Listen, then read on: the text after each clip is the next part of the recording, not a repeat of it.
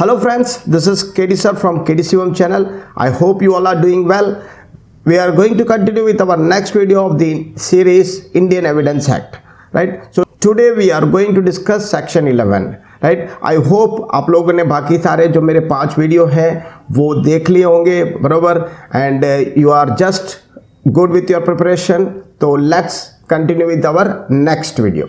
So when facts not otherwise relevant become relevant, this is our section 11 says. Now what it says, section 11 of the Indian Evidence Act 1872 deals with facts which ordinarily have nothing to do with that of the case, right? जो दिखने में बिल्कुल ordinary दूर दूर तक case के relate में आते नहीं, ऐसे फैक्ट्स, राइट? तो are not in themselves but they have become to the relevant only by virtue of fact that they are either inconsistent, right? पहला part, either they are inconsistent with the fact in issue or relevant fact, or they make the existence of a fact in issue or relevant fact either highly probable or improbable. So these two parts included in this section 11, right? Let us see both the parts.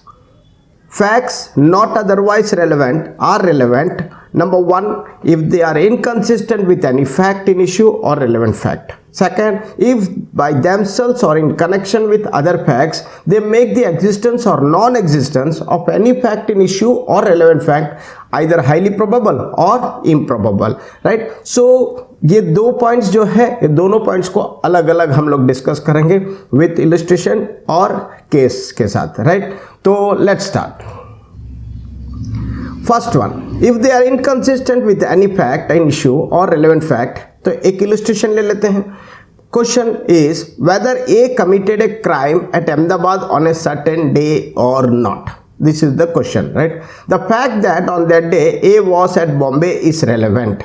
Now the fact क्या आ रहा है कि ये उस दिन वो अहमदाबाद में था ही नहीं, A, right? वो बॉम्बे में था. Now the fact that near the time when the crime was committed, A was at a distance from the place where it was committed, which would render it highly improbable though not impossible.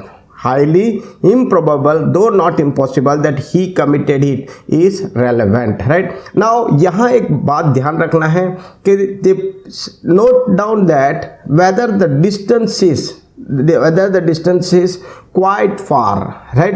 क्योंकि ऐसा नहीं होना चाहिए कि sir मैं बाजू वाले room में था उस वक्त. बाजू वाले रूम में होते या 10 फीट दूर थे या 20 फुट दूर हो, तो ये जो है, ये जो डिस्टेंस है वो प्रोबेबिलिटी देता है, राइट? वो चांसेस देता है कि yes, he could have, may, shall, ये यूज हो सकता है, right? So this is the thing. तो अगर ये नोट किया जाता है कि वो जो डिस्टेंस है वो इतना दूर है कि ये उस जगह पे, क्राइम की जगह पे रह नहीं सकता, that is not possible, right? तो next, inconsistent facts, plea alibi, right? Now आपने काफ़ी बार देखा या तो सुना भी होगा कि जो कठेरे में या जो एक्यूज होता है वो हमेशा एक लाइन तो बोलता ही है, सर मैं वहाँ था ही नहीं, सर मुझे पता ही नहीं, मैंने ये नहीं किया, ये मैं वहाँ था ही नहीं. तो this is what the word alibi comes, right? तो alibi it comes from Latin and its literal translation means elsewhere. He was not present there. That was, he was present somewhere else. This is a maxim, right? Which means it is another place.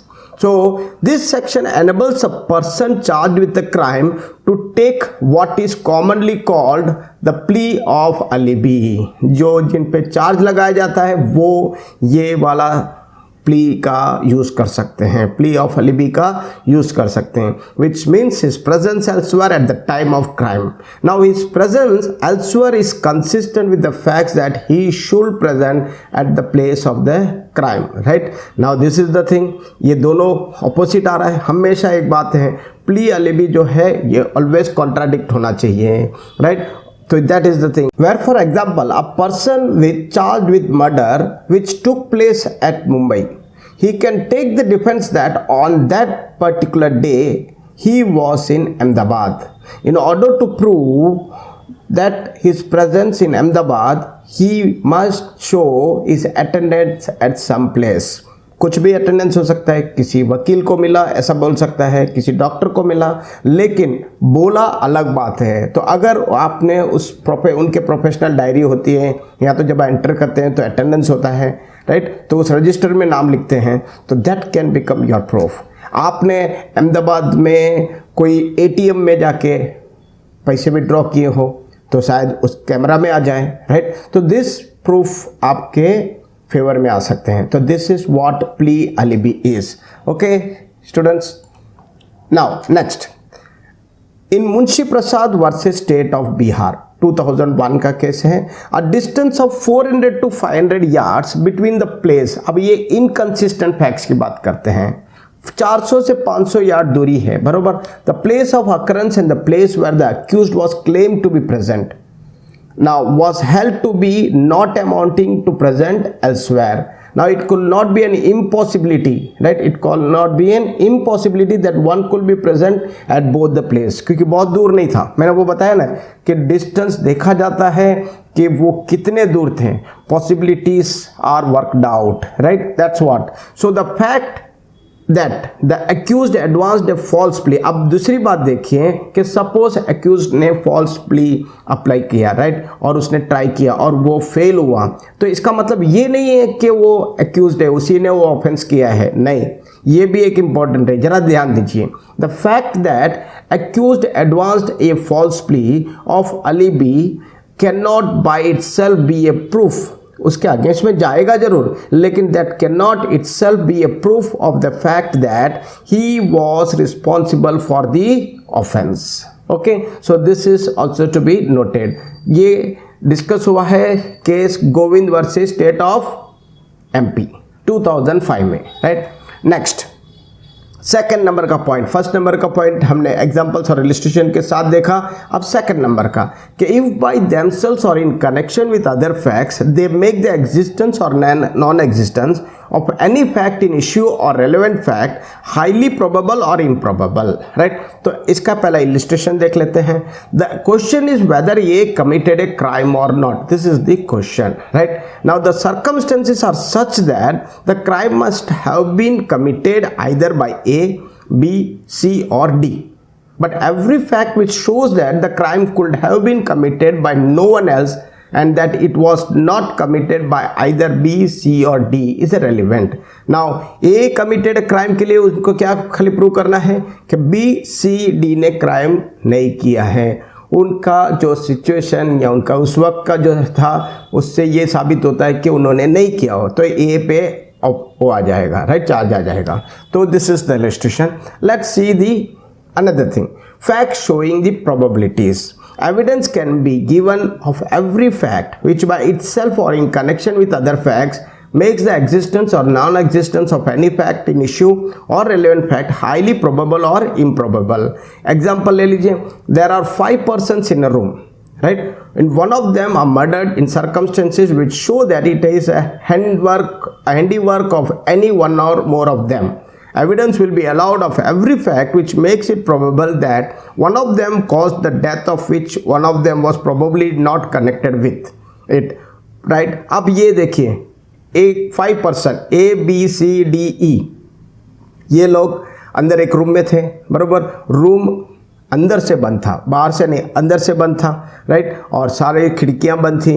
अब अचानक क्या हुआ कि उसमें B का murder हो गया, right, उसका डेथ हो गया। तो अब बाकी 4 लोग अपने आप को इनोसेंट प्रूव करते हैं। अब पॉसिबिलिटी सबसे पहले ये देखा जाएगा कि बाहर का कोई अंदर जा सकता है कि नहीं, this is the first thing, right. अगर वो पॉसिबिलिटी प्रूव हो जाता है कि नहीं जा सकते हैं because it was lock from inside, फिर जाता है ये 4 पे। तो ये 4 से, और इस 4 में से कौन मेन है कौन नहीं किया है वो फिर फाइंड आउट किया जाता है, right. This is what the fact shows the possibilities और probabilities. Now where a person is charge with cheating, अब यहाँ एक बात है, एक पर्सन पे चीटिंग का चार्ज है, राइट। अब एविडेंस, रिलेटेड एडिव एविडेंस कैसे, रेलेवेंट एडिव एविडेंस कैसे लेके आएंगे कि उसका हिस्ट्री देखते हैं कि उसने और ऐसे लोगों से चीटिंग किया है, कई लोगों से, अगर हाँ तो उसने ये चीटिंग भी किया होगा, this is called relevant, right, or it is related to fact in issue. So where a person is charged with cheating, evidence can be given of the fact that he belonged to an organization of habitual cheats, as this will make it probable that he might have committed the crime. Kalu Mirza versus Emperor in 1909. Now, facts which makes things highly improbable are also relevant. In Santa Singh versus State of Punjab in 1956, the witness testified that they saw the deceased being shot from a distance of 25 feet. अब देखो ये उनका बयान है, right, कि 25 feet से almost उन्होंने shot किया, लेकिन medical report showed that the nature of the wound was such that it could have been caused only from a distance less than a yard. तो ये है प्रूव हो गया, मेडिकल रिपोर्ट झूठ नहीं बोलते हैं, राइट. तो दैट्स वाई लास्ट टाइम भी हमने देखा था कि expert report are considered first. So thus the expert opinion rendered the statement of witness highly probable. This section is too wide in its import. It does not place any restriction, right? ये जो है section 11, it does not place any restriction upon the range of facts that can be admitted as showing inconsistency or probabilities. It leaves the whole thing at the discretion of the court. क्योंकि ऐसे chances आते हैं कि the court has to decide होगा, हो सकता है, yes, no, whatever they have to, right? So they have to take the chance. Now, illustration. In Reg versus Prabhudas 1874, where to prove the offense of forgery by the accused, evidence was offered of other forged documents found in his possession, as this would make it probable that he committed the forgery.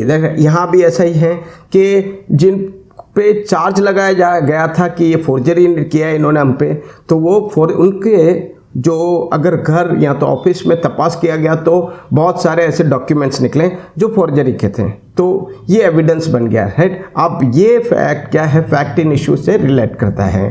तो this give the chance that it will make it probable that he might have committed that forgery. In Umashankar versus State of Chhattisgarh 2001, in a charge of passing a fake currency, देखो ऐसा ही है, fake currency का charge था. अब पहले इन्होंने ये check किया, राइट, कोर्ट ने, कि इन्होंने ऐसे किसी और को भी दिया है. हाँ, तो ऐसे 2-3 जन को उन्होंने दिया हुआ ऐसे नोट, तो फेक करेंसी वाले, तो दैट मीन्स उन्होंने ये कमिट किया होगा, right. That's a thing. So students, now let's come to the conclusion. The conclusion says that section 11 of the Evidence Act is very wide in its application and it does not impose any restriction on facts that may be admitted, even these facts are highly inconsistent or improbable with the fact in issue or relevancy of fact, right?